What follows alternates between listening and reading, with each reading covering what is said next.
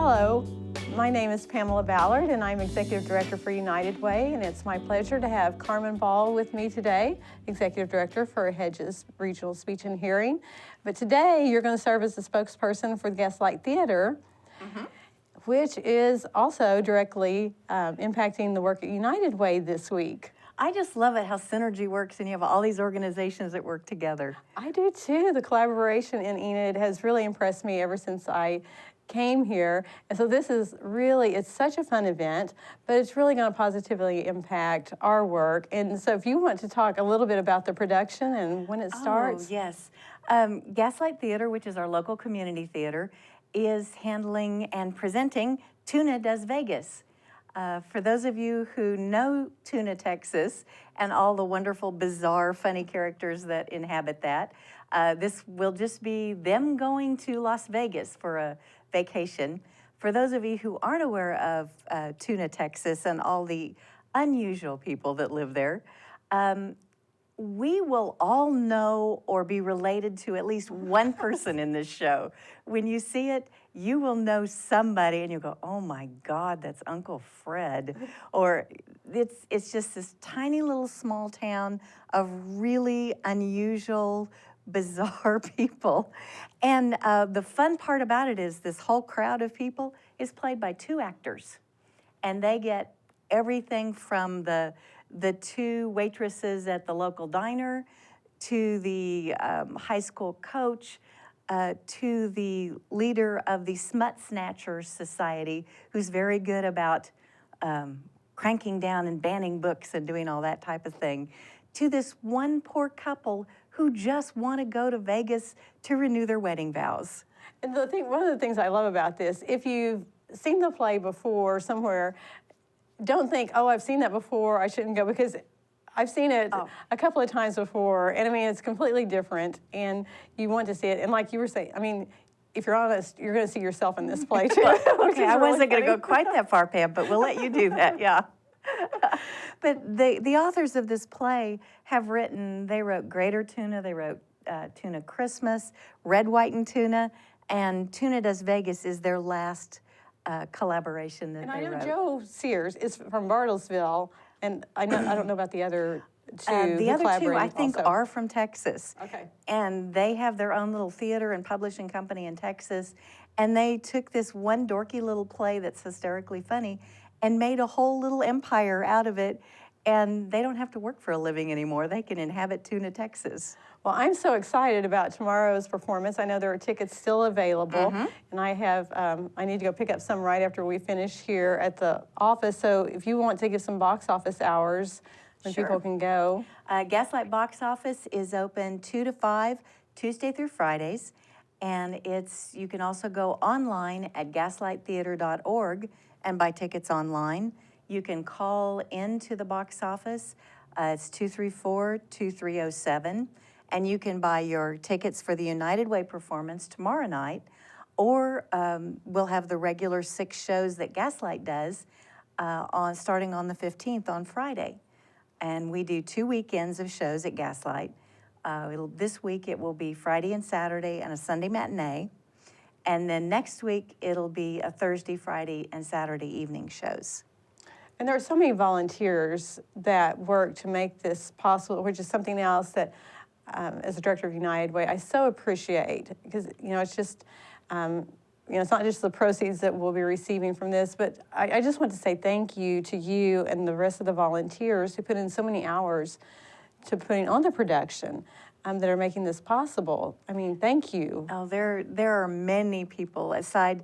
This show is a great example of the level of volunteers, because although everything is played by 2 actors, there are about 8 people backstage helping them change costumes and hair, and then not counting the people in the booth or the people who take tickets and the people who usher and give you programs. All of those people are volunteers. It's really remarkable. Well, I'm going to be talking to Frank Baker in just a moment about how this is being made possible. But you receive grants from the State Arts Council. And because Enid is such a giving community, that works into how you receive funding for Gaslight Theater. right? Gaslight Theater has been, this is our, hard to believe, but we have been in business 50 years, which is really unusual for community theater. Usually they don't last that long. They run into rocks or something. But Enid has been a wonderfully giving community, Gaslight. And we do get a mostly state art grant from the Arts Council. But actually that is only about a quarter to a third of our income. Everything else is donations or ticket sales. So the grant is definitely a vital part of our budget, but most of it is because people want to come see shows. Well, they are great, and I just want to thank you again for the work you do there, in addition to being executive director for one of our United Way agencies, where incredible work is done for families and children who have speech and hearing problems. But there's still time to get your tickets for the production of Tuna Does Vegas, and tomorrow evening, Thursday, January 14th, all proceeds will benefit United Way. So you can call the United Way office at 580-237-0821 for any further information, or you can contact Gaslight Theater. So thank you very much, Carmen, for sure. being here. This is a great partnership with United Way. Thank you so very much.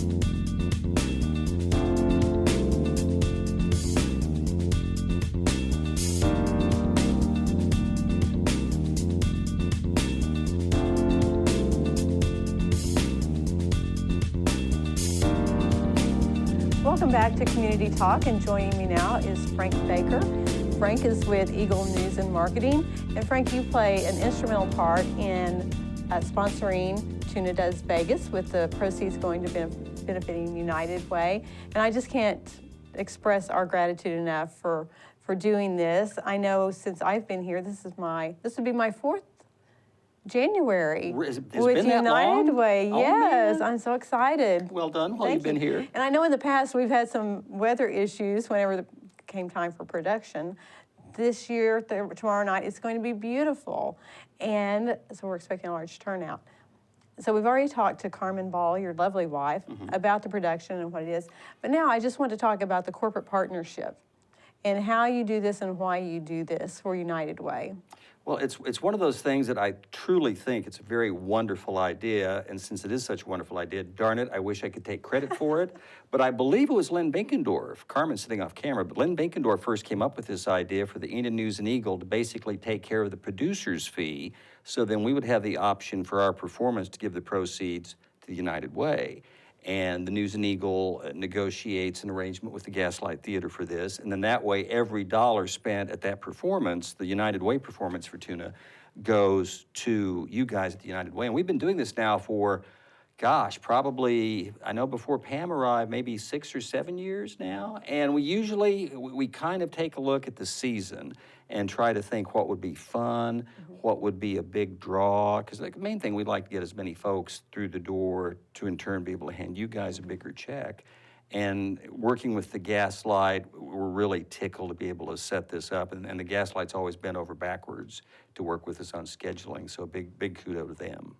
Well, the other thing that I want to talk to you about too, because you're very involved in the community in many different areas, the newspaper is, and Eagle News and Marketing. The corporate world here in Enid, they do many different things for United Way.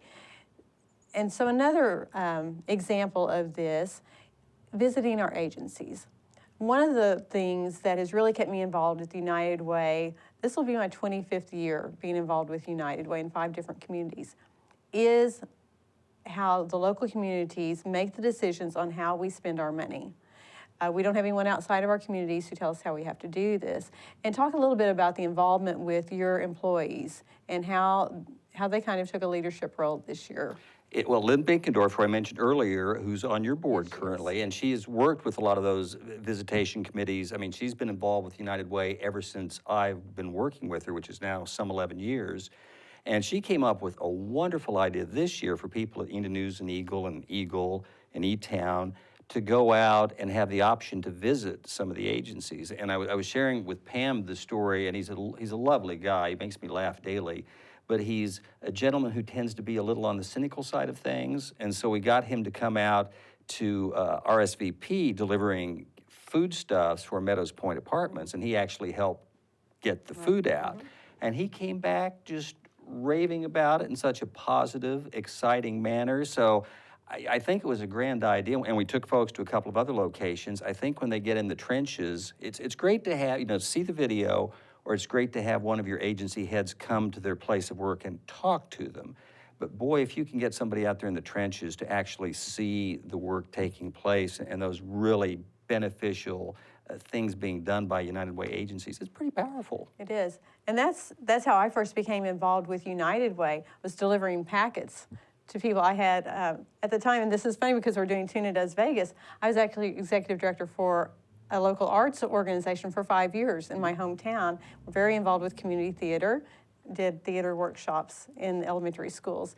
And that's how I became involved with the nonprofit world. And so this is why I love this idea so much.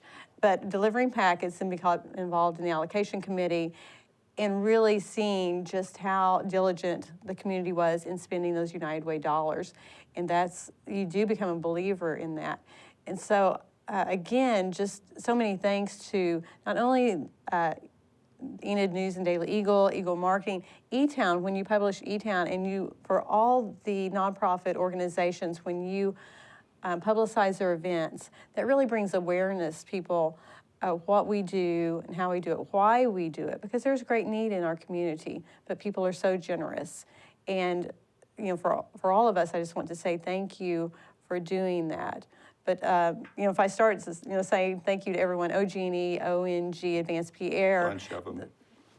Integris, St. Mary's, and I apologize for everyone I'm leaving out. They all try to think outside the box and how can we get our employees in the community involved in really fun ways to help people, whether it's through the chili cook-off or these other ways. And you guys have done just an outstanding job doing that in sponsoring this production and the other ways you mentioned. Well, and then something else that, when Cindy Allen was the editor of the News and Eagle and now Rob Collins, in terms of news content, I think they've always, the News and Eagle has a reputation of going above and beyond to help with exposure for the United Way. I know I walked in the door at Eagle some 10 or 11 years ago, and I think in my first year, I was asked to be a loaned exec for the United Way campaign. And I've worked, I won't mention anybody by name, but I've worked at some places where they go, well, how many hours is this going to take? Jeff Funk didn't give it a second thought. He said, sure. In fact, Carmen and I actually got to work together. Her employer at the time said yes, and so we got to be loaned execs. But I think with all the entities you mentioned, it's just amazing how people, when it comes to United Way, it's an automatic yes. Well, we so appreciate it, and so many thanks to you. Looking forward to Tuna Does Vegas. Hope to see you there tomorrow night. Hope to see many of you there tomorrow evening.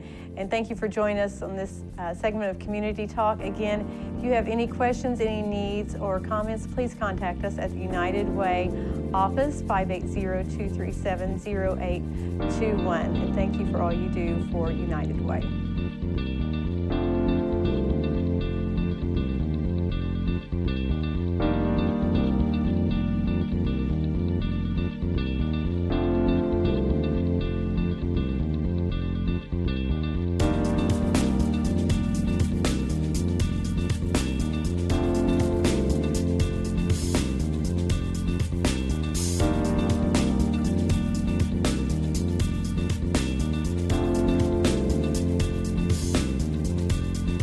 Welcome back to Community Talk. My name is Demetrius Office, and I'm the founder and CEO of Harris Developments. But I have a guest here whose name is Shane McKenzie, and we're here to represent something that is really bigger than us, and that's called Break the Change. That's an open mic night event that we're launching here the next month on February 5th at 6:30. Doors open up. Tickets went on sale last Friday, and we're going to have some fun there. But the reason for the season is the biggest challenge that I wanted to make sure that everyone in our community knew. And this is an open mic night benefit, and all the proceeds is going to go to one of our local heroes named Bo McKenzie. And I got his brother here, Shane McKenzie, here that's going to talk a little bit more on about why Bo chose to bring awareness to human sex trafficking, and that's what this event is all centered around. And so, Shane, can you tell us a little bit about your relationship with Bo? Yeah, Bo's my younger brother, and he's always been he's been a rebel, man. He's been all over the place, and he's one of those guys that you want on your side, though. And he had some events lead up into his life in the last few years that gave him some direction on.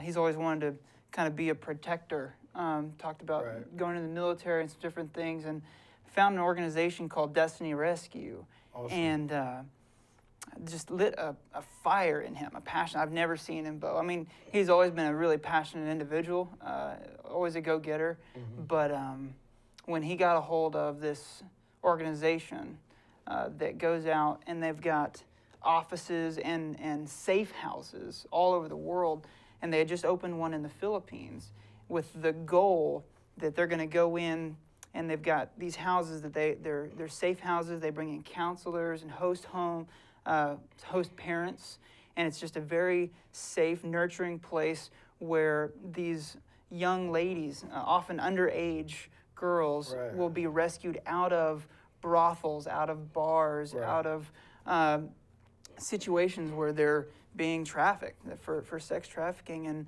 so they have to go in and find these, what they call targets, these girls, even boys at times. But the organization that Bo's with in the Philippines, they'll go and try to rescue these girls out of those situations and get them help, whether it be financial, emotional, spiritual, and all these different levels, and get them out of that situation. What happens when he removes those girls out of those treacherous situations? Where do they go then? Right. Well, when we were first looking at it, we thought maybe they were going to, bust in guns blazing, see on the movies, and go steal them all out, and that's not the goal with Destiny Rescue, because they're not wanting to essentially kidnap a girl. In a way, even though you're trying to get good in the end, but not be a scary situation to get them out of that and into something that they don't even decide to do. Right. They actually go undercover. And so Bo has a totally different alias name, and even they've worked on a backstory. It's an undercover situation where they'll go in to a bar, a brothel, and they will look for these targets, these especially underage girls, with under the guise of being a client. Yes. And so it's very, very difficult to basically put on an act of being one of those predators, one of those guys that's looking for these girls. And it's, I've talked with Bo several times, very, very difficult to know that you're there for a different reason but act a different part. And so they get to the point where they will meet with these girls, think that they're going to be a client, but then they'll try to earn their trust and tell them about the safe house and get them to where they want to get out. Right. And so they will then. That's gotta be really emotional and challenging to thrust yourself in that kind of environment, in that situation. Tell us about some of the things that Bo struggled with, in bringing those girls out of. Sure. Well, anytime you go start a new adventure like that, you're excited, you got the adrenaline, but after he's been there for a few months now and he's been in the grind, some of the struggles that he's facing is, for one, his hours are, he is in the bars anywhere from 2, 3 o'clock in the morning. And so just trying to figure out your work schedule and pattern and when to go and where to go, trying not to be seen at the same bar too many times. Right. Is going to be repeat. It normally takes a few times before a girl will trust. So you have to go back a few times, but trying to keep up that act for the pimps. They call them the papa sons and the mama sons. A lot of times it's females that are running these organizations that are trafficking these girls. But so just trying to figure it out, where to go and when to go and what girls to talk to and what to avoid as far as for safety reasons. But then also, like I mentioned earlier, the emotional, I don't think Bo realized, the times I've talked with him, how exhausting. Right. He's just exhausted at times because it's not just lack of sleep, it's also holding back all of these emotions when you're in these situations, and then thinking about them, trying to go to sleep at night when they leave, knowing that that girl isn't out yet, that they just talked to, that they've got her number, they're trying to get her, but, you know, a lot of times it's families that are, you know, parents and grandparents that aren't making any money in these huge cities like Manila. They don't have good jobs, and so they will literally sell their daughters into this, and it's not a kidnapping situation always that you see or something like that. They're put there to send money back. And so knowing that their parents are part of this problem, and so the girl feels guilty to come out of the situation because then there's not a money stream going home. And so that's part of what Destiny Rescue does, is try to help continue a money stream home so that they don't feel as guilty.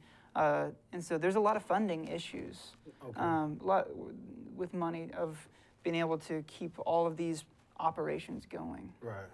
And folks out there watching, just so you know, Bo has dedicated 2 years of his life to go and rescue underage children out of those types of situations, and that's the heart behind this whole benefit, this whole Break the Chains, is to help him, because he has to come back and raise his own capital to fund this venture, and that's the whole heart behind it, is coming together as a community and supporting something that like this, and bringing awareness to human sex trafficking that many of us don't even realize that is right here on our front porches. And Bo is one of our courageous heroes, and we talked on FaceTime and Skype, and he's one of our courageous heroes that's dedicated his life to something that is so enormously a problem. And I got to tell you, you know, the heart behind this guy, once you get a chance to talk to him and hear his story, he can make anybody a believer. Wouldn't you agree with that? Yeah, Bo's a likable guy, and he is passionate in everything he does, whether it's working out or it's, you know, trying to save these girls out of the trafficking situations. He doesn't do anything less than 100%. And I know that I've got some friends that are missionaries that are in just you know, preaching and going out and trying to spread the gospel in different places. And while this is a Christian organization, they're trying to bring the light of Jesus to these girls as well. A lot of times when these missionaries, because Bo is not paid a dime from Destiny Rescue. It's all funded from friends, family, donations, supporters, all that kind of stuff. And so he, when he comes home on like a furlough, he'll be home after his first year, which will be later, late summer, early fall. He'll be back. And what would be amazing is for him not to have to spend those few weeks back knocking on doors and talking to churches and organizations. You know, if he can be home and just be able to relax, recharge, see family, then get ready to go back without having to do the exhausting rounds of trying to raise funds. That's part of this event, is to raise money, to just let him have that part of his struggles disappear. So let's talk about the event as we wrap up. Break the Chains. It is by far the largest open mic night event that Enid has ever seen.